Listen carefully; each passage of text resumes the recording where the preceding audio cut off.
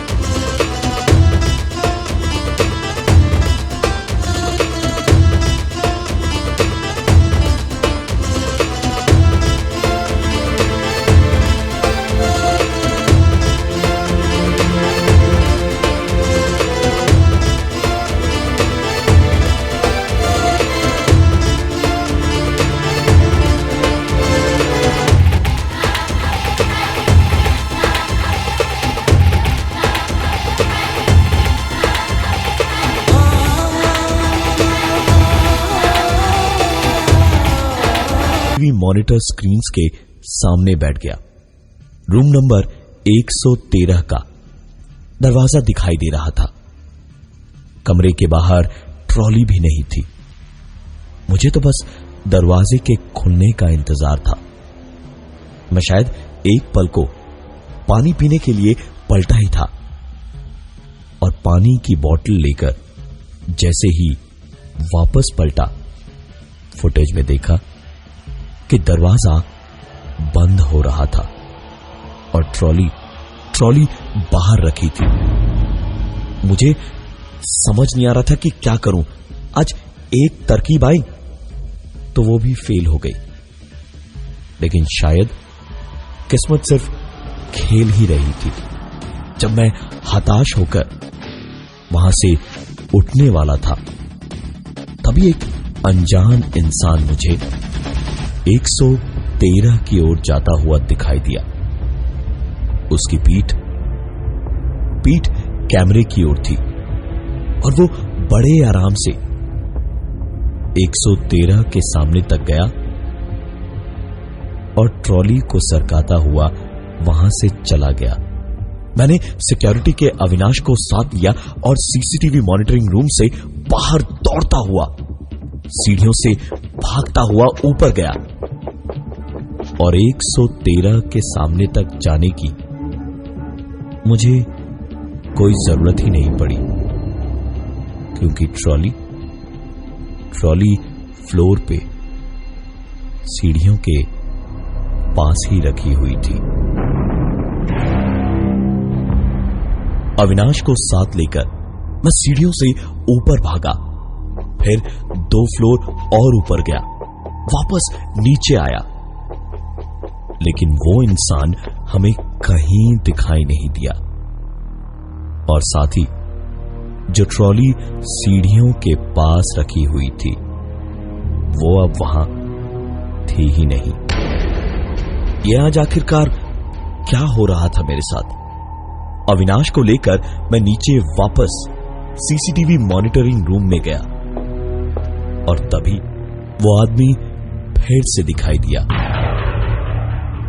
उसने हम दोनों को सीसीटीवी कैमरा की मदद से शायद देखा और उसी अनजान आदमी ने, जो पहले ट्रॉली को 113 रूम नंबर के सामने से ले गया था, उसने ट्रॉली को पकड़ा और सीढ़ियों तक ले गया। और उसके बाद पूरा वीडियो अचानक ही धुंधला हो गया। हम दोनों सोच ही रहे थे कि ये क्या हुआ कि उतनी ही देर में वीडियो साफ हुआ और उसमें सामने खाली बरामदा दिख रहा था जहां वो ट्रॉली रखी हुई थी। हम दोनों अगर तुरंत भागते तो पहुंच के उसे पकड़ सकते थे, और जब दौड़ते हुए वहां पहुंचे तो देखा ट्रॉली वहीं थी, पर वो इंसान अगल बगल दूर दूर तक कहीं नहीं था।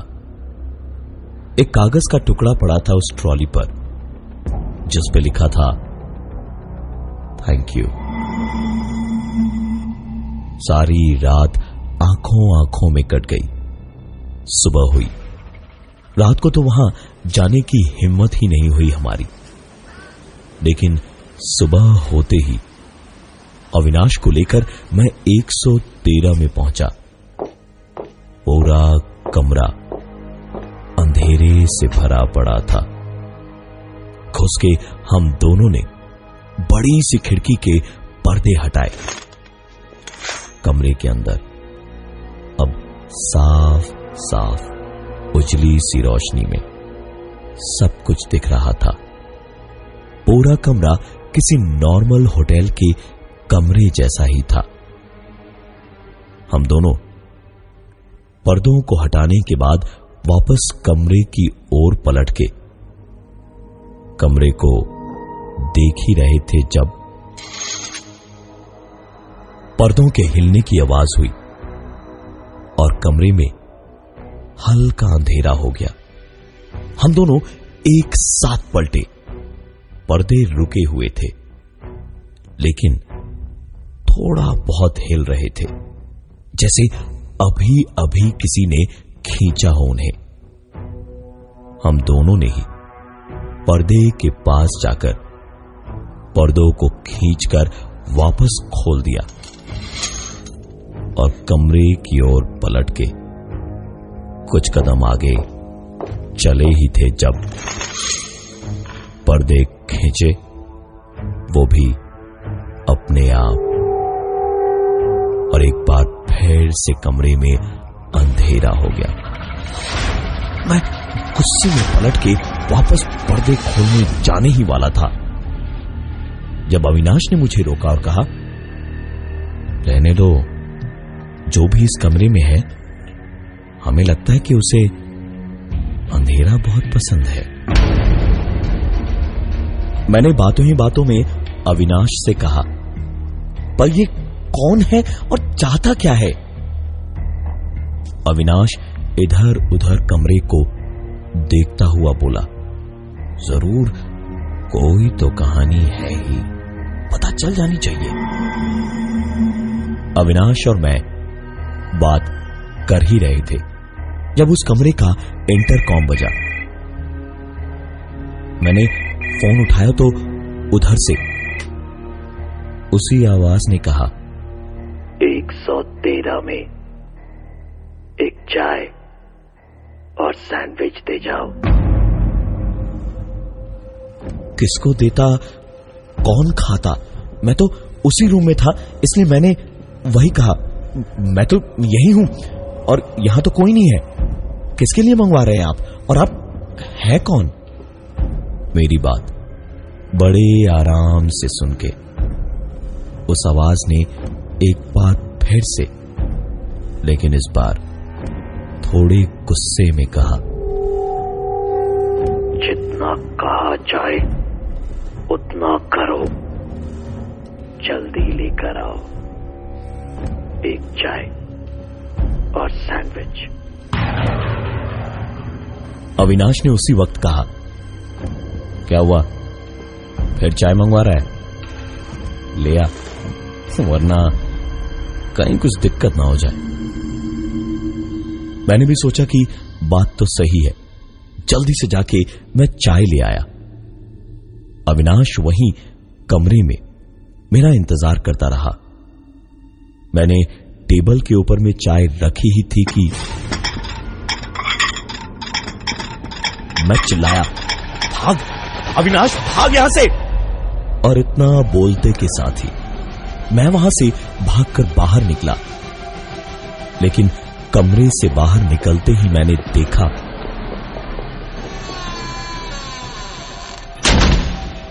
कमरे का दरवाजा जोर की आवाज से अचानक बंद हुआ और अविनाश अंदर ही बंद हो गया। दरवाजे को खोलने की मेरी सारी कोशिश जब नाकाम हो गई तो मैं वहां से वापस नीचे सिक्योरिटी वाले रूम में भागा मदद के लिए। और मॉनिटरिंग रूम में घुसते ही मैंने जो देखा वो देख के मैं शायद बेहोश ही हो जाता।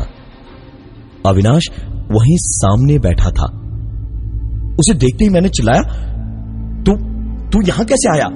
तू तो अभी मेरे साथ 113 नंबर रूम में था, तू तो वहां बंद हो गया था।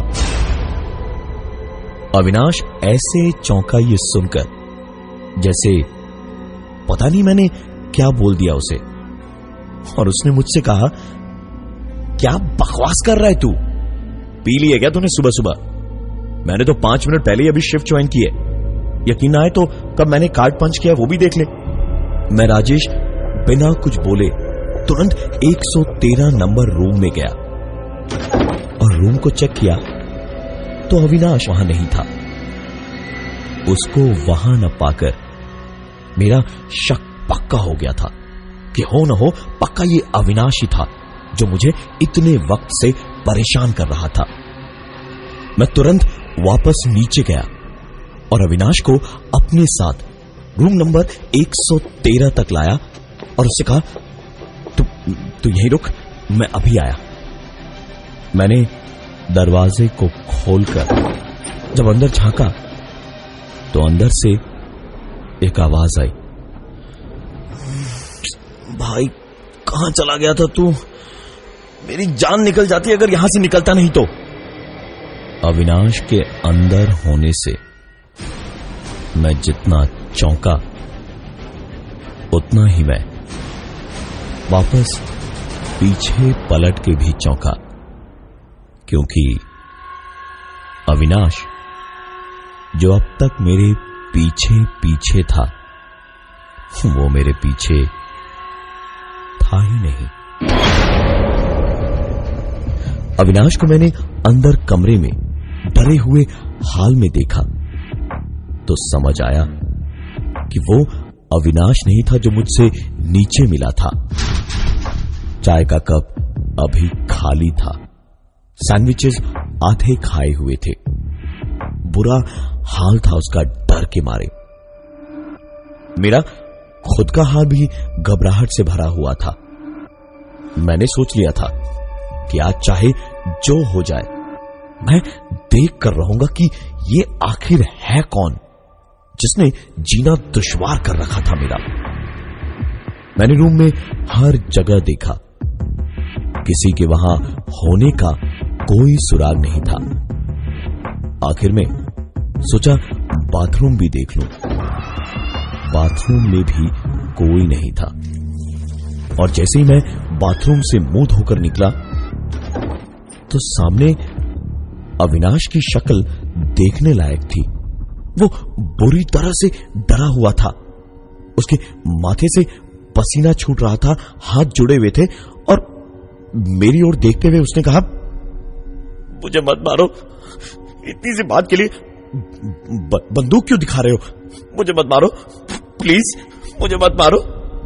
मैंने गौर से देखा, अविनाश मुझे नहीं, मेरे ठीक बगल में देख रहा था, जहां शायद कोई था। और तभी अपने कानों से एक आवाज ठीक मेरे बगल से सुनी। मेरी आंखों के सामने, जिस कमरे में हम दोनों के अलावा कोई नहीं था, वहां एक गोली कहां से चली और अविनाश तड़प तड़प के खून से लथपथ उस कमरे के बिस्तर पे पड़ा था।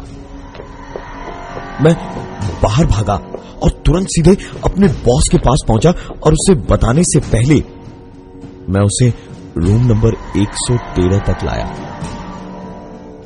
और आकर देखा, रूम तो बिल्कुल ठीक था। न वहां अविनाश की लाश थी, न कोई चाय का कप और न ही कोई प्लेट। मैंने अपने बॉस को सारी बात शुरू से बताई तो उन्होंने तुरंत मुझे उस रूम से निकाला और नीचे अपने ऑफिस में बिठाया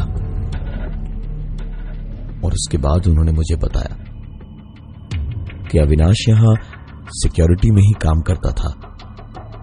1 साल पहले एक रात को रूम नंबर 113 में एक गेस्ट को कुछ प्रॉब्लम हुई और वो बाहर निकला तो सामने अविनाश मिला जो राउंड पे था, और उस गेस्ट की हेल्प करके जब अविनाश जाने लगा तो उस गेस्ट ने कहा, एक चाय और कुछ सैंडविचेस भिजवा देना। अविनाश सिक्योरिटी में था, इसलिए उसने कहा कि सर मैं सिक्योरिटी में हूं, आप 3 डायल करके रूम सर्विस में ऑर्डर दे दीजिए। वो आदमी गुंडे किस्म का था, उसने गुस्से में कहा, जितना बोले हैं उतना करो, चलो जल्दी भिजवाओ, हम कोई फोन वोन ना करेंगे, अब तो तुम ही लाओगे। अविनाश भी अड़ गया कि वो उनका ये काम करेगा ही नहीं, और इतने पे ही उस आदमी ने उसे गोली मार दी। वो आदमी किसी बड़े नेता का गुंडा था, इसलिए बच के निकल गया, लेकिन उस रूम में उस रात के बाद से कोई गेस्ट आज तक टिक ही नहीं पाया। तो जिस अविनाश की बात तुम कर रहे हो, वो दरअसल साल भर पहले ही इस दुनिया को छोड़कर जा चुका है, और ये शायद अविनाश की भटकती आत्मा ही है जो उस कमरे से कॉल करके हर रात एक कप चाय मंगवाती है। मैं हूं प्रवीण, और ये थी आज की एक कहानी ऐसी थी।